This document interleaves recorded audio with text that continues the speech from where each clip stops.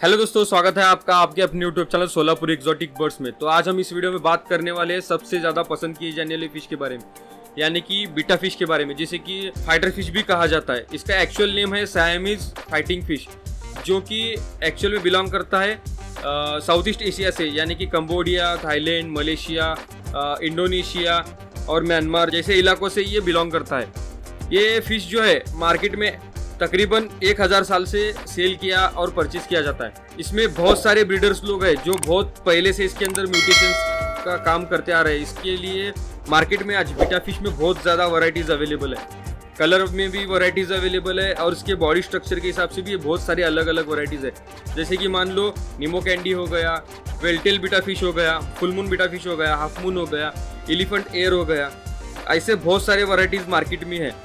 तो आज हम इस वीडियो में पूरी जानकारी लेते हैं बीटा फिश के बारे में। तो चलिए इस वीडियो को शुरू करते हैं। बहुत सारे लोगों का ये सोचना है कि बीटा फिश किसी भी फिश के साथ एडजस्ट नहीं होता है, लेकिन उनकी बात ये थोड़ी बहुत सही भी है और थोड़ी बहुत गलत भी है, क्योंकि बहुत सारे लोग इसे छोटे छोटे फिश पॉट्स में या फिर बाउल में या फिर छोटे छोटे साइज के टैंक में रखते हैं, जो कि बहुत ज़्यादा गलत बात है। बीटा फिश को भी अदर फिशेस की तरह रखना चाहिए, क्योंकि वो भी एक जिंदा जानवर है, यानी कि जिंदा फिश है, उसमें भी जान है, तो उसे भी घूमने फिरने का पूरा हक होना चाहिए। आपको जब भी बीटा फिश रखना है तो उसके लिए एक प्रॉपरली थोड़ा स्पेसियस टैंक बनाइए, उसके अंदर प्लांटेशन कीजिए। आप उसमें एक ब्यूटीफुल सा बीटा फिश इजीली रख सकते हैं और उसके साथ साथ दूसरे फिशेस भी आसानी से रख सकते हैं। बीटा फिश में ज़्यादातर मेल जो होते हैं वो बहुत ज़्यादा एग्रेसिव होते हैं और फीमेल जो होती है वो मेल के मुकाबले बहुत ज़्यादा कम एग्रेसिव होती है। तो आप अगर चाहे तो एक टैंक में बहुत सारे फीमेल बीटा फिश भी रख सकते हैं। मान लो आपने 2 फीट का टैंक बनाया है, उसमें प्लांटेशन कर दिया है, अच्छे से सेटअप कर दिया है, उसके अंदर आप एक 10 से 15 भी बीटा फिश के फीमेल अगर छोड़ोगे तो भी आपको कुछ प्रॉब्लम नहीं आएगा। अगर आप उसमें दूसरे फिशेस भी ऐड करना चाहते हो तो आप उसमें बहुत सारे अल्गेटर्स वगैरह भी ऐड कर सकते हो, बॉटम फीडर्स ऐड कर सकते हो, और जो भी फास्ट मूविंग फिश है जो कि बीटा फिश के हत्थे ना चढ़े, यानी कि बीटा फिश पर अटैक ना करे, ऐसे बहुत सारे फिशेस आप उसके अंदर ऐड कर सकते हो। और जब बारी आती है मेल की, अगर आपको अपने टैंक के अंदर मेल रखना है, मेल तो डोमिनेंट होता है, वो बहुत ज़्यादा एग्रेसिव होता है, दूसरे फिश पर आसानी से अटैक कर सकता है।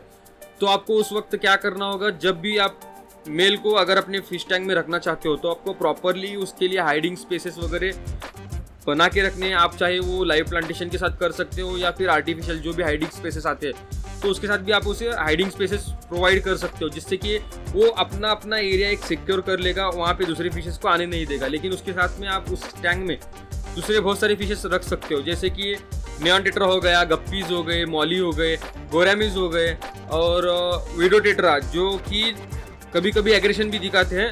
आपको ध्यान दे के रखना होगा, विडो टेट्रा रखना होगा तो, लेकिन आप वो भी इजीली रख सकते हो।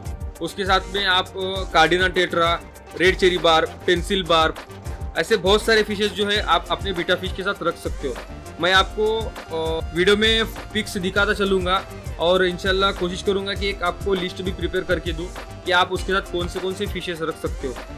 तो बीटा फिश में बहुत सारे कॉमन मिस्टेक्स करते हैं लोग कि बीटा फिश का मेल और फीमेल साथ में रख देते हैं, लेकिन इसमें प्रॉब्लम क्या है, बीटा फिश का मेल जो है वो फीमेल को इजीली मार सकता है। तो आपको कभी भी बीटा फिश का मेल फीमेल साथ में नहीं रखना है। हाँ, लेकिन अगर आपको ब्रीडिंग वगैरह करना है तो ब्रीडिंग का प्रोसीजर अलग होता है। तो आपको यूट्यूब पे बहुत सारे ट्यूटोरियल्स मिल जाएंगे कि ब्रीडिंग का प्रोसेस कैसे किया जाता है। अगर आपको फिर भी मेरे तरफ से जानना है कि ब्रीडिंग प्रोसेस बीटा फिश का कैसा होता है तो इंशाल्लाह आप मेरे को कमेंट डाउन कीजिए, मैं उसके बारे में वीडियो ज़रूर बनाऊँगा।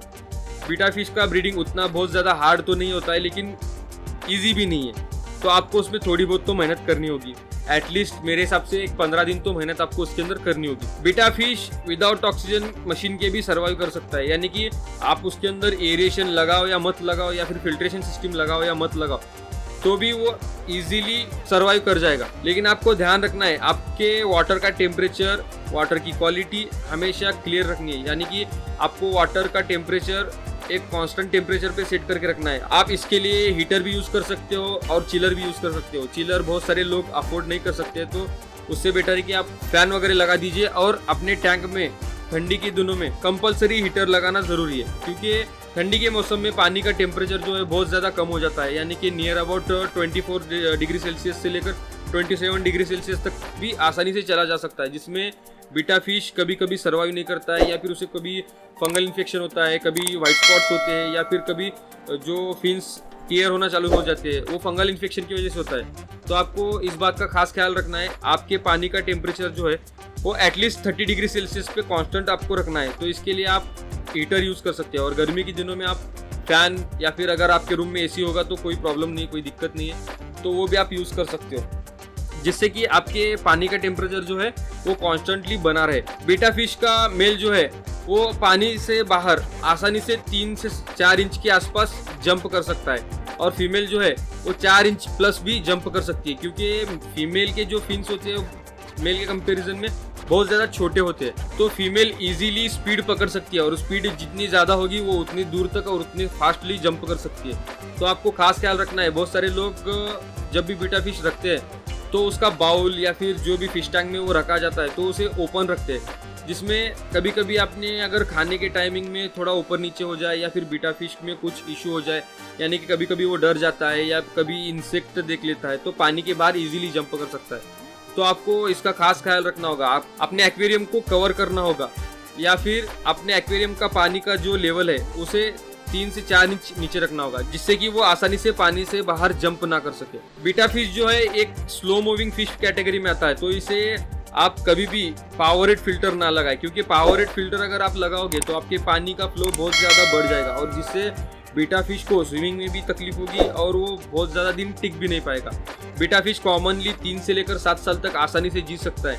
मेरा पर्सनल जो एक्सपीरियंस है, मेरे पास जो मेरा पहला बीटा फिश था वो मेरे पास 4 इयर्स से ज़्यादा तक मेरे पास जिया था। लास्ट में मेरे फ्रेंड ने वो बीटा फिश मुझसे ले लिया, क्योंकि उसको बहुत ज़्यादा वो पसंद आया था, लेकिन उसके पास वो जाने के बाद वो 3 से 4 महीने के अंदर एक्सपायर होगा। अब इसमें ये भी हो सकता है कि बीटा फिश की लाइफ उतनी थी, या फिर ये भी हो सकता है कि मेरे फ्रेंड के हाथ से कुछ ना कुछ गलती हुई होगी जिससे कि वो बीटा फिश वहाँ पे एक्सपायर कर गए। लेकिन मेरे पास अल्हम्दुलिल्लाह वो 4 साल से ज़्यादा तक मेरे पास जिया था, और मेरे को बहुत ज़्यादा प्यारा था, लेकिन मेरे दोस्त की जिद की वजह से मुझे उसे देना पड़ा। तो मेरी आप सबसे गुजारिश है, अगर आपको कोई फिश पालना नहीं आती है या फिर कोई बर्ड्स आपको पालना नहीं आता, या कोई भी एनिमल हो, कोई भी पेट हो, आपको अगर ठीक से उसे हैंडल करना नहीं आता है और उसकी प्रॉपर नॉलेज आपको नहीं है, तो प्लीज़ एटलीस्ट उसके बारे में कुछ थोड़ा बहुत रिसर्च कर लीजिए पहले। आप घर लाने से पहले कुछ भी चीज़ का अगर रिसर्च कर लेंगे तो आपको इसमें आसानी होगी, क्योंकि आप जैसे पैसा खर्च करके उसे लेकर आते हो तो आपका पैसा भी वेस्ट हो जाता है, क्योंकि वो जब एक्सपायर होगा तो आपका शौक भी वहाँ पे ख़त्म हो जाएगा।